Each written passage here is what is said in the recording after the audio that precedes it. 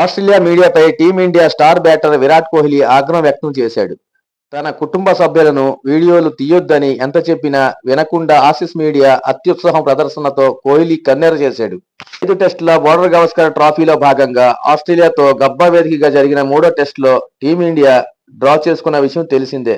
టైలెండర్ల అసాధారణ ప్రదర్శనతో ఈ మ్యాచ్ టీమిండియా ఓటమి నుంచి గట్టెక్కింది. దాంతో ఈ సిరీస్ ఇరు జట్లు 1-1తో సమంగా నిలిచాయి. 4వ టెస్ట్ మెల్బోర్న్ వేదికగా డిసెంబర్ 26 నుంచి ప్రారంభం కానుంది. ఈ మ్యాచ్ కోసం టీమిండియా గురువారం గబ్బా నుంచి మెల్బోర్న్ కు చేరుకుంది. మెల్బోర్న్ విమానాశ్రయానికి సతీమణి అనుష్క శర్మతో పాటు వామిక అకాయ్తో విరాట్ కోహ్లీ రాగా ఆసీస్ మీడియా వారిని టార్గెట్ చేసింది.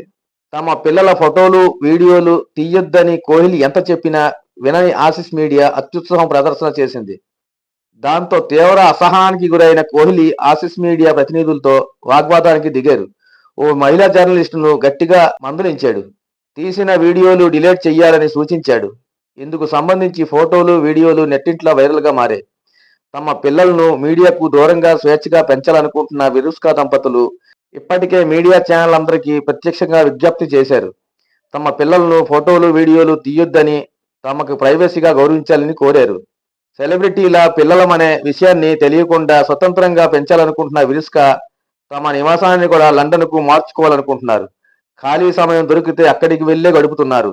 ఈ ఏడాది అనుష్క శర్మ అకాయ్కు జన్మనిచ్చిన విషయం తెలిసిందే. కూతురు వామిక 2021లో పుట్టింది. ఇన్ఫర్మేషన్ నచ్చితే ఒక లైక్ చేయండి, అలాగే ఛానల్ సబ్స్క్రైబ్ చేసుకోండి ఫ్రెండ్స్. Thank you.